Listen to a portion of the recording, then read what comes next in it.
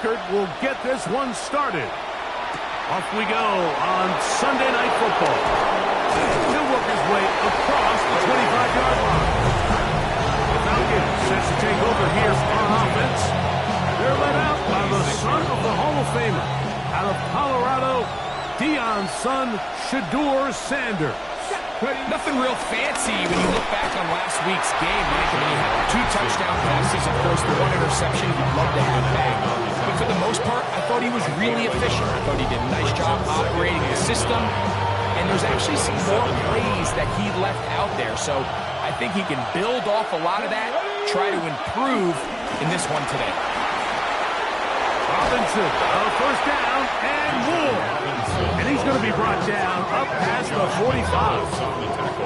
A 19-yard pickup there. It's good for a Falcon first down.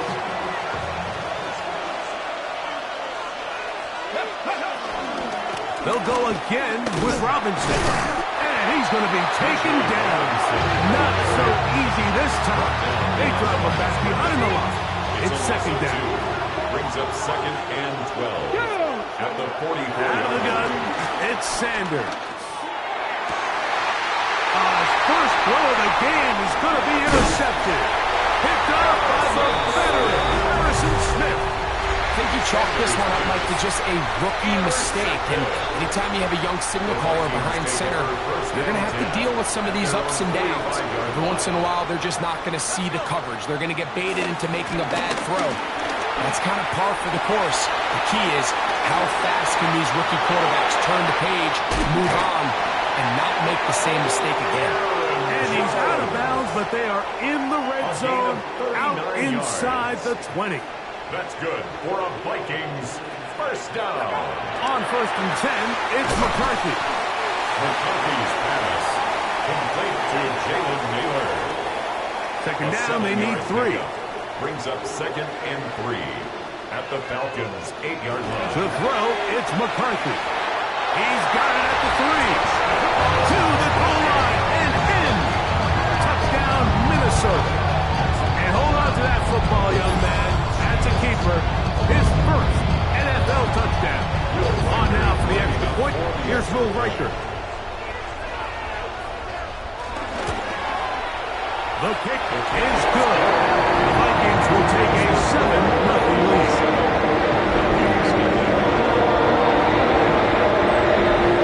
Riker out now following the touchdown. As he kicks this one away. Ray McLeod on the return. And he's stopped at 25. The drive will begin there. At their own 25-yard line.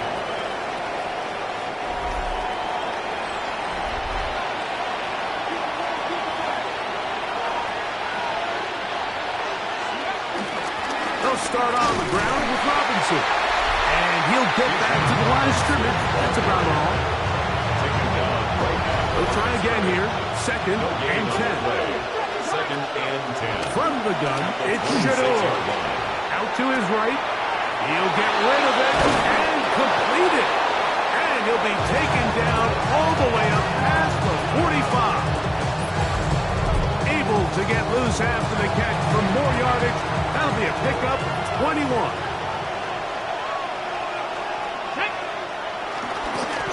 Give, and here comes Robinson. He managed to get 2, maybe 3 on that carry. A big defensive tackle, Javon Hargrave, brings that one to an end. Second and 7. From the shotgun, it's Sanders. Oh, a lot of chances on that one. It was bouncing around, but it falls incomplete. What can they do here on third down and 7? From the gun, it's Sanders. He's going to find his receiver. It's Robinson. He's going to have the first down. So they convert on third down with a pickup of 9. They'll run with Robinson. What more could you ask for on first down? Nice run of 8. Setting up second and short. It's a gain of 8. Brings up second and 2 at the 33-yard line. Ready? They go play action now with Sanders.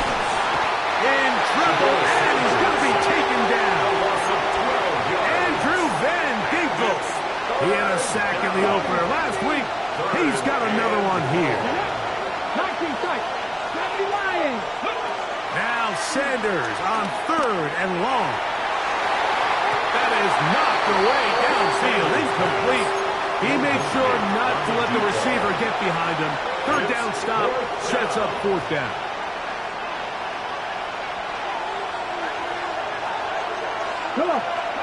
He'll try to throw for it with Sanders. Again, working deep downfield. That's going to be incomplete. They felt compelled to go for it on 4th and long. That was a big ask, and the defense turns them away. Let's go. Throwing here on 1st and 10 is McCarthy. A throw left side, taken in by Felix. So he makes his first catch of the day, and even though it doesn't look like much, Mike, sometimes those are the touches that you can build off of.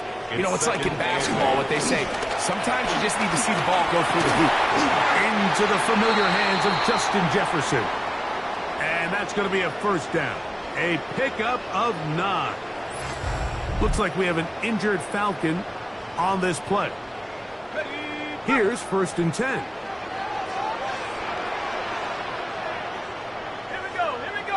They'll motion over Felix.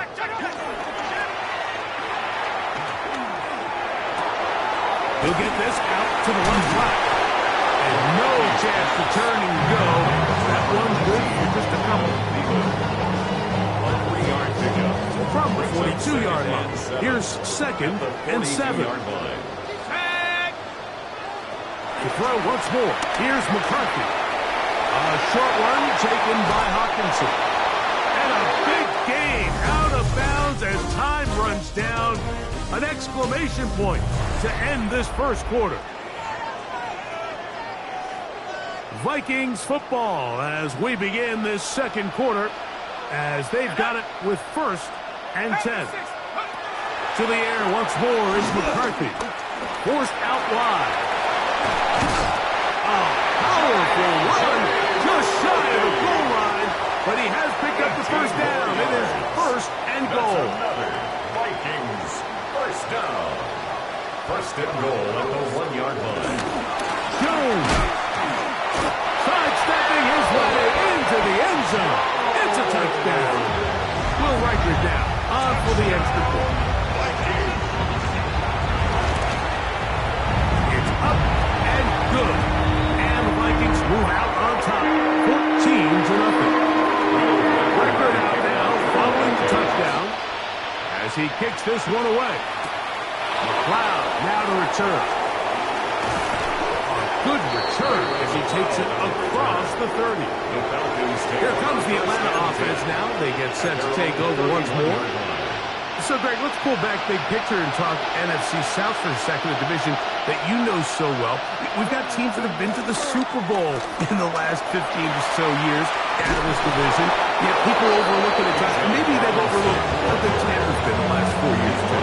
Well, it's funny, Mike, you think it wasn't very long ago that the NFC South was the toughest division in football. I mean, you mentioned Super Bowl teams. Tampa Bay won one recently with Brady. And then Atlanta, they make a Super Bowl with Matt Ryan. And New Orleans, and obviously the success they had with Drew Brees. And Carolina, we played in a Super Bowl. I mean, this was a division you didn't want to play. Now, they've all fallen on their resets. New coaches, new quarterbacks. Tampa Bay has done the best job weathering and taking advantage of their rebuild and their next era in the midst of a down division. So, big reason they've won 4 in a row. Can Atlanta, can Carolina, New Orleans, can they catch up? Because right now, like you said, Tampa Bay has been the dominant team in this division. Greg, you lived it, you know it. While these may not be the biggest markets in the league, the rivalries amongst these teams really elevates what you see when you watch the NFC South go head-to-head, too. Yeah, and over the years, there's been some major games played between Hall of Fame quarterbacks in uniform for all these teams. So it has a lot more history and a lot more, kind of relevance than maybe it feels as of late. The markets are a little smaller. The teams have been down. They might not have the really star players that they had in past generations. So they've got to continue to rebuild these rosters, continue to have these new coaches find their footing. We might be a year or two away from the NFC South getting back to what it used to be. Ball carrier. Result of the play is a turnover on down. On 1st and 10, it's McCarthy. He'll step up and run this. And he'll be taken down as he takes it just shy of midfield. An even 20 yards. Impressive start to this drive. First down. 1st and 10 at the 49-yard line. He runs straight ahead with Jones. And he'll get back to the line of scrimmage. That's about all. Depending on the situation or the down and distance, Mike, the linebackers have different reads. Sometimes they read the offensive lineman. Sometimes they read the running back. In this case, his read brings him right to the play. He's able to make a big stop and keep the game to nothing. And they're going to take this into the red zone to the 15-yard line. A gain of 1st and 10 yards. And the Vikings first down.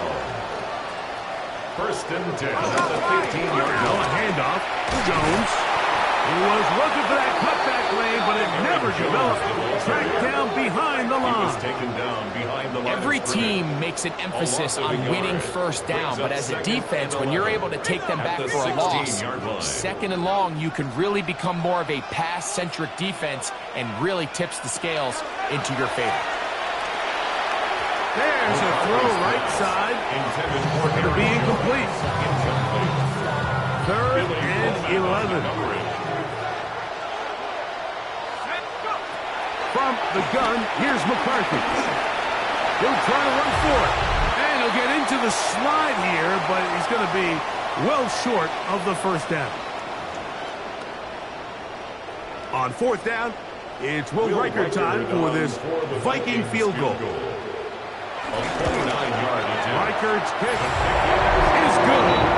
And the Vikings just tack on 3 more, extending the lead here late in the 1st half. It's always a little bit of a letdown, Mike. You find yourself deep in the red zone, and you have to settle for a short field goal like that. In this case, he's able to put it through, and they get 3. Here's Bijan Robinson, and the Falcon offense set for their next drive. Well, Greg, as the season starts, really the season never ends. Think back to the schedule release, the draft has become this multi-day huge event. Green Bay crushed it with all the folks around the stadium in Lambeau, and some big names will be tied to that draft forever. A couple of the rookies that you've watched that are just sticking out in your mind, interested to see how they fit in the league as this season gets going. Yeah, you know, obviously so much attention around the quarterback position. Cam Ward goes #1, and then obviously with Shador and all the conversations around that as the draft unfolded. But I think a guy that's going to be fun to watch when you talk about fit, I think you look at Ashton Genty. He gets drafted by Vegas. He's now with the Raiders. It has the feel of, is he his Marshawn Lynch? Is he the bell cow back under center, Geno Smith, play action, set up that run game, play good defense? This feels like the early path Pete Carroll took when he took over in Seattle. Into space. He's going to have a Falcons 1st down. This is going to wind up being not just a conversion, but a play that flips the field as well. 1st down, Falcons. Throwing again is Sanders. That's to the end zone, where it's incomplete. What a job in covering, muscling that one free. It'll be 2nd down now. 2nd and 10 at the 20. Sanders going to throw again. And he's in. Touchdown, Falcons. That's his 1st touchdown of the new year. Younghoe Koo now for the extra point. He's got it. And the Falcons are back in this one. It's 17-7. Falcons 7.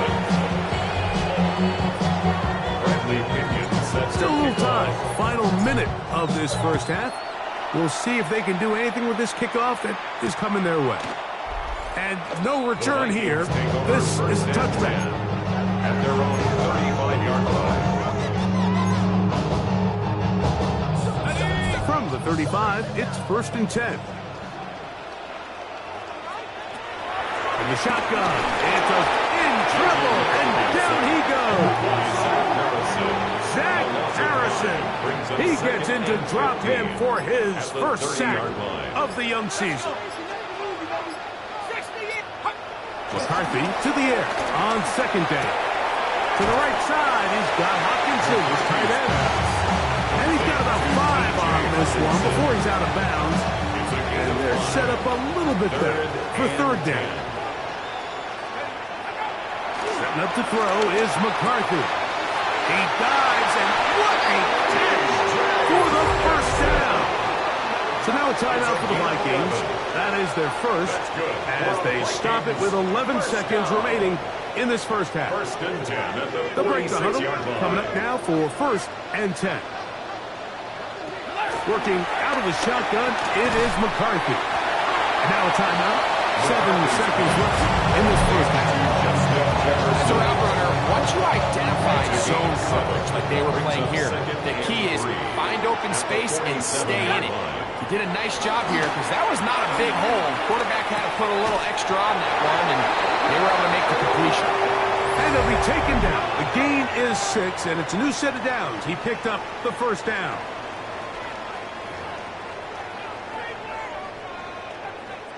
So they send in Will Reichert for this field goal drop. This officially a 58-yard attempt. 3 for 3 in the game, as this one is also good. And both teams ready to play on, so we'll do the same as we get set for quarter number 3. First half played out a bit as we expected. We'll see if there's a surprise coming up. Both teams set to go, and the second half is underway. The Vikings offense going to have a first crack at it as we begin this third quarter. Greg, the NFC North has become such a fun division over the last few years. Think of the geography and the legacy. It's always been, because of the proximity, a fun division with great rivalries. But with almost all the teams playing well, save the Bears over the last few years, it's almost heightened the awareness of how good the NFC North can be. I think going into the season, I'd make the argument it's the best division in football. And I think when the worst team, I know they were 5-12 with the Chicago Bears, but to me, there's a lot of wins built in there. Now they bring in Ben Johnson, they continue to build around Caleb Williams.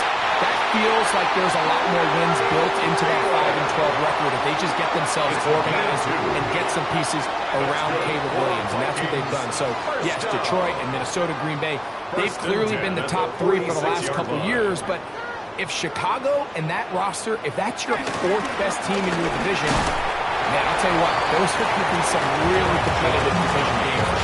And I don't know if it's the weather. I don't know if it's the length of the franchise. But when these divisions go head-to-head, there always is a legacy feel that just is additive to the anticipation of those matchups. Yeah, and every one of these franchises has significant history for a lot of different reasons. They have Hall of Fame players, Hall of Fame coaches. Some of the most iconic individuals in the history of the league have played for these 4 organizations over the last 50-plus years. So there's so much into it, more than just the matchup on the field in that moment, and you can feel it with how much the fan bases rally behind their team. That is caught.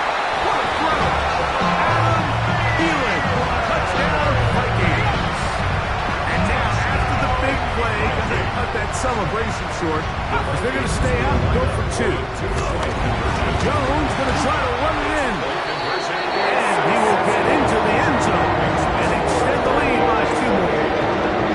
Not a real complicated breakdown needed here, Mike. In short yardage situations like that, if you have confidence in both your back and your offensive line, sometimes it's the simplest plays that have the best results. The Falcons offense ready for their first possession of this second half. Now, Greg, as we get the season going, obviously the adjustment to last year's new kickoff rules in place. We talked to a lot of coaches during the year.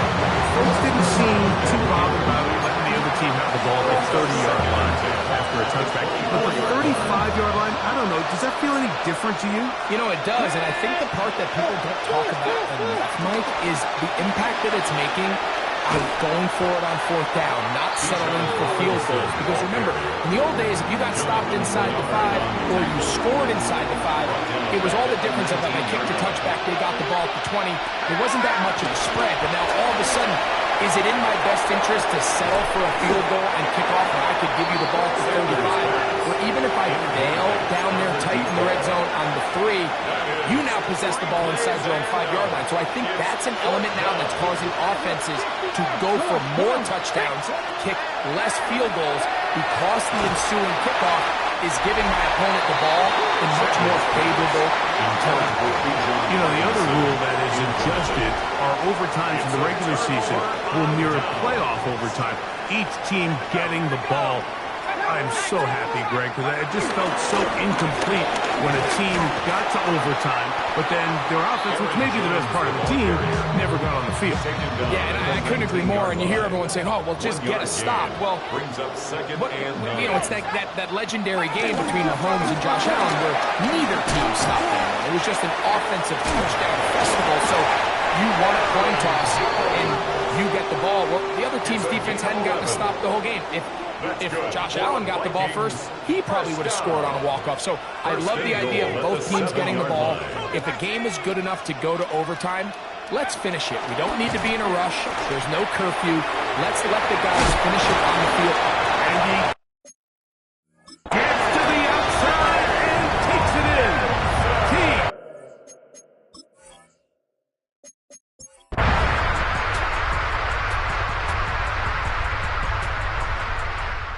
The fans gonna head home happy. It's a win for the hometown squad. They're able to build on the solid